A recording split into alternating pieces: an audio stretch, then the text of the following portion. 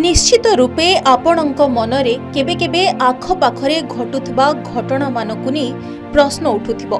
हुएत एगुड़िकर उत्तर आपण चेष्टा करिबे पाई पारि नथिबे। आज आमे आपणकु एभଳି एक प्रचलित अजब तथ्य विषय रे जणाइबाकु चाहूछु। आपण निश्चित भाबरे आकाशरे उडुथिबा विशाल विमान गुड़िकु देखिथिबे एवं एथिरे अनेक लोक यात्रा मध्य करिथिबे, जहा अनेक सुविधा सहित सज्जित होइथाय। आजिर आधुनिक जुगरे प्रायतः समस्ते विमान रे यात्रा करबाकू बहुत पसंद करती, कारण विमान माध्यम आपण अल्प समय रे दीर्घ दूरता अतिक्रम करिपारिबे। एभली परिस्थिति रे आपण केबे चिंता करिसेंती कि एते ओजन हेबा परे भी उड़ा जहाज आकाश रे बिना कोनोसी सपोर्ट रे किपरि उड़ी थाए? उड़ा जहाज आकाश रे दिग किभଳି भाबे निर्णय करे?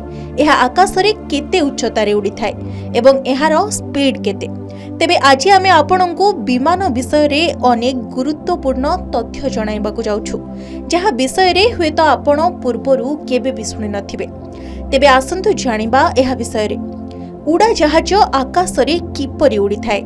विमानर विंग्स को एभଳି डिजाइन करा जाइछि जे एहा पक्षी भଳି आकाश रे उड़ी पारे।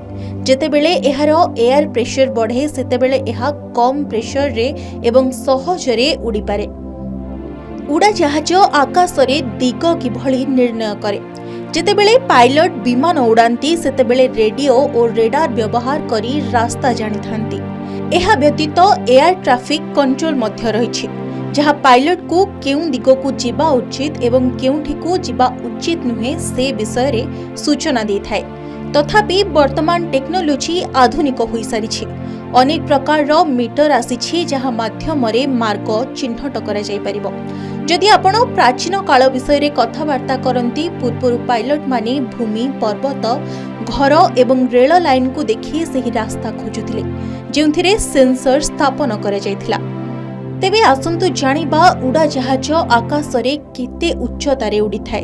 विमान साधारणतः 35,000 फुट अर्थात प्राय 10 किलोमीटर उच्चता रे उड़ी थाए। तेबे विमानर उच्चता यातायातर समय एवं अवस्थान अनुसार भिन्न होई थाए, किंतु अधिकांश विमान केवल 35,000 रु 40,000 फुट दूर रे ही उड़ी थांती।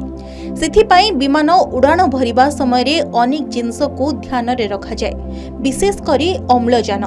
तेबे एहार कारण हेउछि एक निर्दिष्ट उच्चतारू अधिक उच्चतारे रहिबा परे यात्री को निश्वास नेबारे समस्या हेबारे आशंका रहिछि।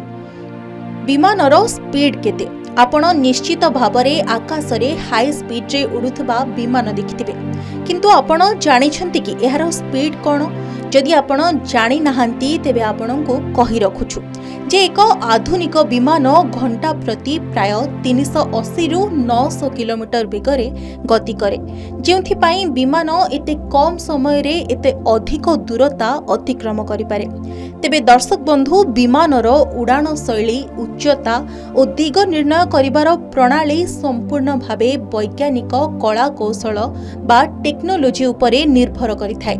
विमान किपरि ओ केते उच्चतारे उड़िबो, एहार टेक ऑफ और लैंडिंग रो कौशल बहु मात्रा रे पायलट को उपरे निर्भर करिथाय।